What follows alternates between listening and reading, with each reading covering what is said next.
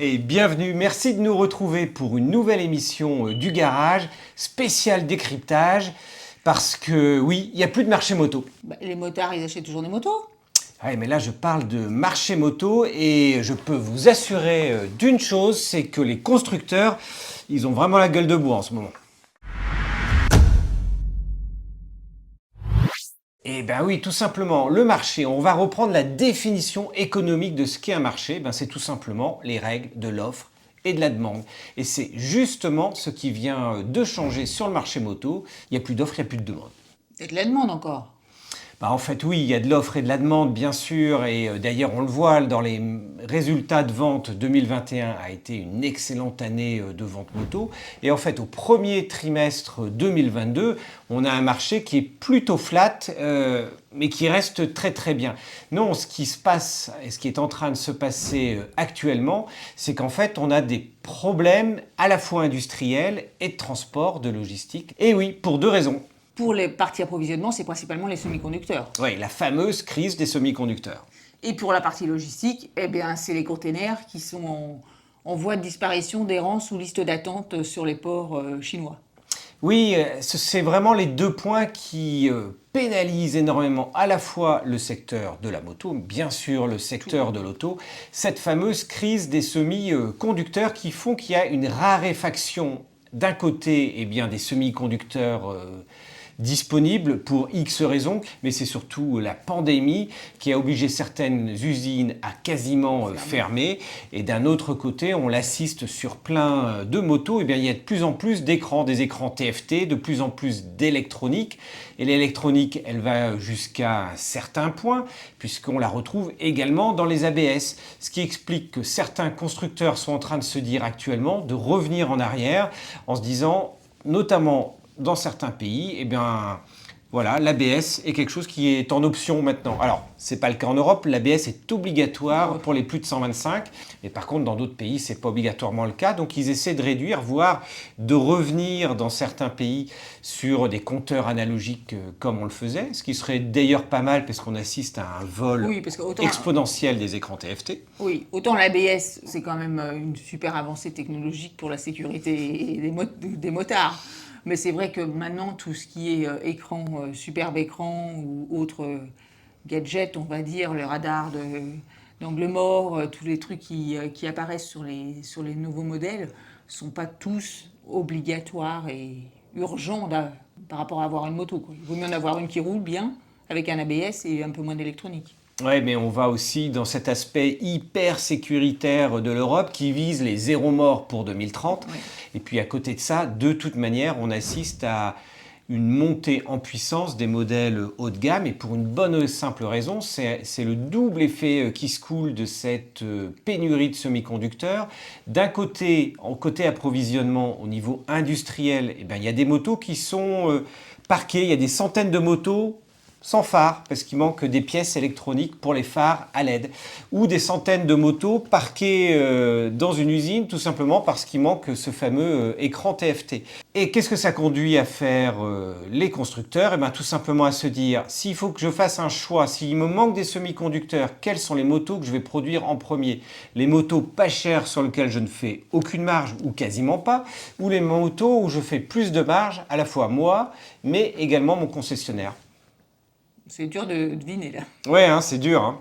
Voilà, c'est les modèles haut de gamme. Oui, ce sont les modèles haut de gamme. Donc, cette pénurie de semi-conducteurs est en train de nous amener à un biais cognitif et industriel de faire qu'il va y avoir surtout de plus en plus de modèles en série limitée, de plus en plus de modèles haut de gamme et chers sur le marché.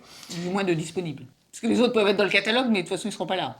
Voilà, et c'est l'un des effets aussi auxquels on assiste, c'est-à-dire des délais qui s'allongent pour avoir une moto, et des délais qui s'allongent notamment pour ces manques de semi-composants, avec la fameuse crise des containers dont tu as parlé. Mais ça, c'est pas lié non plus qu'au marché de la moto, c'est vraiment un phénomène mondial. C'est vrai que la logistique a toujours été le nerf de la guerre pour assurer la livraison en temps et en heure. Une grande partie des pièces viennent de l'autre bout de l'autre côté de la planète, en passant par les océans. Toute l'Europe, les USA achètent, notamment en Chine, les composants. Donc tous les bateaux partent à plein de Chine. Mais par contre, en export, on n'est pas assez fort pour que les bateaux repartent pleins aussi côté chinois ou côté asiatique. Et donc, il reste vide dans certains ports en attendant d'être remplis. Et donc ça fait des délais. Et donc, il faut savoir qu'avant, on va parler comme des petits vieux, mais il y a 2-3 ans, on va dire que un bateau, un porte-container mettait 1 mois pour arriver de Chine par l'océan. Maintenant, il faut compter 3 mois, 90 jours. Oui, C'est énorme. c'est complètement ouf. Alors, toutes les raisons qu'on a énoncées. Déjà, il y a des bateaux qui attendent avant de revenir. Ils sont vides, donc ils attendent d'être pleins. Donc, comme il n'y a pas plus de bateaux, eh ben ça rallonge les délais. Et puis après, on l'a vu, notamment à Shanghai, où eh bien, le port est quasi en quarantaine. Donc, il n'y a personne pour charger les motos. Alors qu'avant, un constructeur, et notamment certains constructeurs français, étaient capables de dire, eh bien, 2 ans à l'avance, quand la moto allait arriver, dans quel port en France ou en Europe, et quand il pourrait livrer son concessionnaire sur un modèle spécifique. 2 ans à l'avance, imaginez bien. Aujourd'hui, même si la moto a été produite dans l'usine, que la moto est arrivée dans le port en Chine pour partir, enfin, ou ailleurs à cause des bateaux, eh bien, il est incapable de dire quand ce bateau va arriver. En fait, la livraison, c'est même le loto. Les constructeurs parlent aujourd'hui de loto. Bah oui, parce que de toute façon, là pour le coup, c'est la loi de l'offre et la demande. Il y a plus de demandes que d'offres, du moins au départ de l'Asie. Et du coup, que font les transporteurs? C'est je vous mets sur liste d'attente, c'est celui qui paiera le plus cher qui partira le premier. Parce que là, il n'y a pas de loi de t'es arrivé le premier, tu passeras en premier. C'est vraiment, tu payes.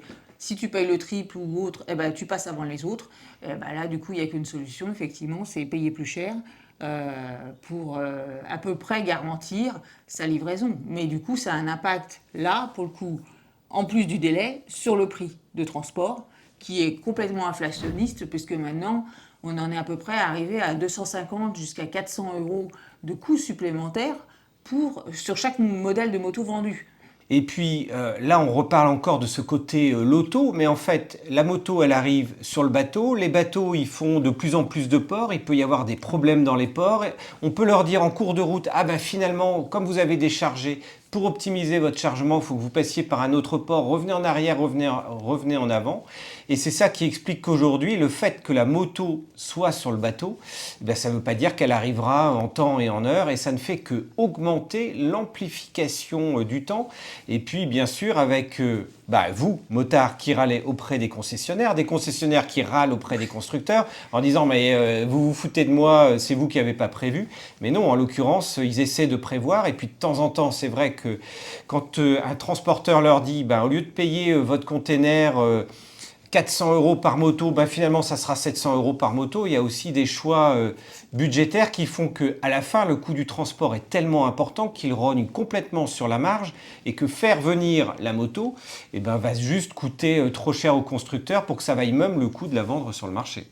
Bon, alors après, à moyen ou long terme, on peut voir les choses différemment ou positivement. On va se dire que c'est peut-être l'occasion pour les Européens de remettre des usines, au moins d'assemblage ou de production de certains composants en Europe, ce qui permettra, ou en Afrique, ça sera moins loin que d'aller passer par l'Asie. On voit aussi parallèlement l'Europe qui essaie d'être de plus en plus indépendante avec ce fameux Airbus des semi-conducteurs pour avoir cette production de semi-conducteurs ici, de ne pas dépendre de l'Asie pour ces semi-conducteurs. Mais les semi-conducteurs et les containers, il y a au moins un constructeur, en tout cas en France, qui a commencé à répercuter ces prix avec des augmentations sur certains modèles entre 100, 150 et 250 euros. C'est Honda, ils l'ont fait directement. D'autres se disent, non, on ne touche pas au prix. Alors, on rogne sur nos marges, on est à marge zéro aujourd'hui, ou très très proche de la marge zéro, mais on ne peut pas s'amuser à augmenter pour dans 6 mois ou dans 1 an, diminuer le prix parce qu'en fait on aura fragilisé le marché, on aura fait peur à tout le monde avec des prix trop hauts et puis après pour faire des remises qui bouleversent complètement le marché. Donc ils se disent, au lieu de faire le yo-yo avec les prix et de faire peur à tout le monde, on rogne sur les marges en espérant que ça s'améliore et les pronostics pour l'instant... c'est mi-2023 pour les optimistes et 2024 pour les pour les pessimistes, on va dire. Oui, ce qui nous donne un an et demi de problème, et puis on le voit directement aujourd'hui dans les concessions, c'est qu'il n'y a plus de promotion, il n'y a plus de remise. Avant, on pouvait aller gratter. Un concessionnaire ne fait pas de grosses marges en fonction des modèles de moto. Il va faire quelques pourcents, voire 10%, ça va dépendre des marques, des modèles, encore une fois. Quand Yamaha a lancé sa fameuse MT-07 vraiment à prix plancher, elle s'est rattrapée depuis, mais la marge des concessionnaires, elle était vraiment très très réduite. Et ben aujourd'hui, on ne négocie plus le prix de la moto, on négocie sa disponibilité. Est-ce que je pourrais avoir, s'il vous plaît, monsieur le concessionnaire, ma moto dans 3 mois au lieu de l'avoir dans 6 mois ou dans 9 mois?